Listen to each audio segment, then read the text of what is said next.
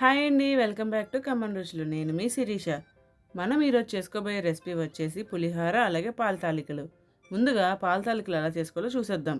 ఇవి వినాయక చవితికి చేసే పాల తాలికలు కాదండి, బట్ సిమిలర్గానే ఉంటాయి. అసలు తాలికలు చాలా విధాలుగా చేసుకుంటారండి. కొంతమంది చేత్తో తాలికలను చేస్తారు, మరి కొంతమంది అయితే జంతికలు చేసే గొట్టంతో కూడా చేస్తారు. అలా మీకు ఏది కంఫర్ట్ అయితే దాంతోనే చేసుకోండి. మనం ముందుగా ఒక మిక్సీ జార్ తీసుకొని అందులో ముందు రోజే నానబెట్టుకుని ఉంటే ఒక కప్పు రేషన్ బియ్యాన్ని నీళ్ళు లేకుండా వడకట్టుకొని మెత్తగా మిక్సీ పట్టుకోవాలి. ఇలా మిక్సీ పట్టుకున్నాక జల్లెల్లో వేసుకుని జల్లించుకోవాలి. ఇలా జల్లించుకోవడం వల్ల నూక ఏమైనా ఉంటే కనుక మళ్ళీ మిక్సీ పట్టుకొని మళ్ళీ జల్లించుకోవాలి. ఇలా పిండి మొత్తం జల్లించుకున్నాక పక్కన పెట్టుకోండి. ఇప్పుడు స్టవ్ ఆన్ చేసుకొని ఒక మందపాటి గిన్నె పెట్టుకోవాలి. ఇప్పుడు ఇందులోనే 1 లీటర్ పాలు, అర లీటర్ వాటర్ వేసుకొని మనకి పాలు పొంగొచ్చే వరకు మరిగించుకోవాలి.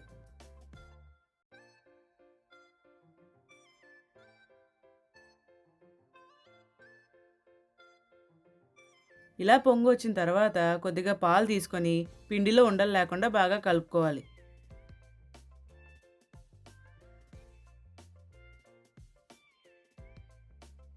ఇలా పొంగొచ్చిన తర్వాత ఫ్లేమ్ని మీడియంలో ఉంచుకొని కొంచెం కొంచెం పిండిని తీసుకొని తాలికలు నేను మీకు చూపిస్తున్న విధంగా పాలల్లో వేసుకోవాలి. ఇలా తాలికలు మొత్తం పాల్లో వేసుకొని బాగా ఉడికించుకోవాలి.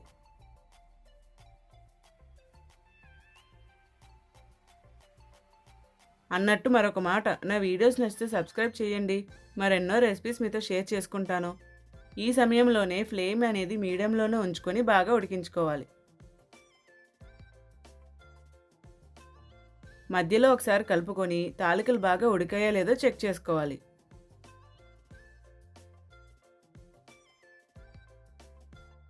ఇలా తాలికలు ఉడికిన తర్వాత స్టవ్ ఆఫ్ చేసుకొని 1.5 కప్పుల బెల్లం తరుగుని వేసుకోవాలి.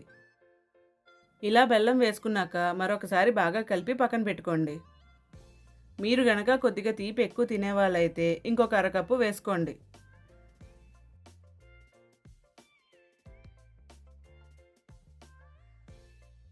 ఇప్పుడు ఇంకో కడాయి పెట్టుకొని 3 టేబుల్ స్పూన్ గీ వేసుకోవాలి. పాల తాలికలకి గీ ఎక్కువ ఉంటేనే బాగుంటుంది. మీకు వద్దు అనుకుంటే తగ్గించుకోవచ్చు. ఇలా గీ వేడయ్యాక 1 కప్పు జీడిపప్పును వేసుకొని దోరగా వేయించుకోవాలి. జీడిపప్పు వేగిన తర్వాత కిస్మిస్ని కూడా వేసుకొని దోరగా వేయించుకోవాలి. డ్రై ఫ్రూట్స్ అనేవి ఎప్పుడు మీడియం ఫ్లేమ్లోనే ఉంచుకొని వేయించుకుంటేనే బాగుంటుంది. ఇలా వేగిన తర్వాత తాలికల్లోకి ట్రాన్స్ఫర్ చేసుకోండి. ఇలా ట్రాన్స్ఫర్ చేసుకున్నాక ఒక సర్వింగ్ బౌల్లోకి సర్వ్ చేసుకోవడమే. అంతేనండి, ఎంతో రుచిగా ఉండే పాల తాలికలు రెడీ. నెక్స్ట్ పులిహోరని ప్రిపేర్ చేసుకుందాం. ఇప్పుడు స్టవ్ ఆన్ చేసుకొని ఒక కుక్కర్ పెట్టుకోవాలి. ఇప్పుడు కుక్కర్లో మనం ముందుగానే వాష్ చేసి పక్కన పెట్టుకున్న రైస్ని వేసుకోవాలి. ఇలా తీసుకున్న రైస్లోకి 2 కప్పుల వాటర్ని వేసుకొని 3 విజిల్స్ వచ్చే వరకు కుక్ చేసుకోవాలి. మీరు ఏ కప్పుతో రైస్ తీసుకుంటారో అదే కప్పుతో 2 కప్పుల వాటర్ని తీసుకోవాలి. ఈలోపు పులిహోరలోకి పెద్ద నిమ్మకాయ సైజంత చింతపండుని తీసుకొని నానబెట్టి పక్కన పెట్టుకోండి. ఇప్పుడు కుక్కర్ మూత తీసి రైస్ని చల్లారి పెట్టుకోవాలి. ఆ తర్వాత స్టవ్ ఆన్ చేసుకుని ఒక కడాయి పెట్టుకోవాలి. కడాయి హీట్ అయిన తర్వాత 2 టేబుల్ స్పూన్స్ ఆయిల్ వేసుకోవాలి. ఆయిల్ హీట్ అయిన తర్వాత 2 టేబుల్ స్పూన్లు మినప్పప్పు, 2 టేబుల్ స్పూన్ శనగపప్పు వేసుకొని దోరగా వేయించుకోవాలి.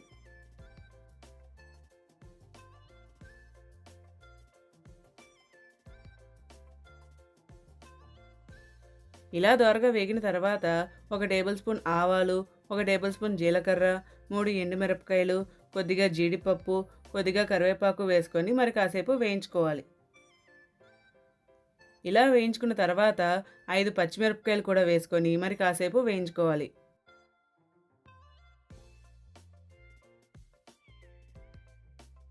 ఇలా వేగిన తర్వాత చింతపండు గుజ్జుని వేసుకొని బాగా కలిపి మగ్గించుకోవాలి.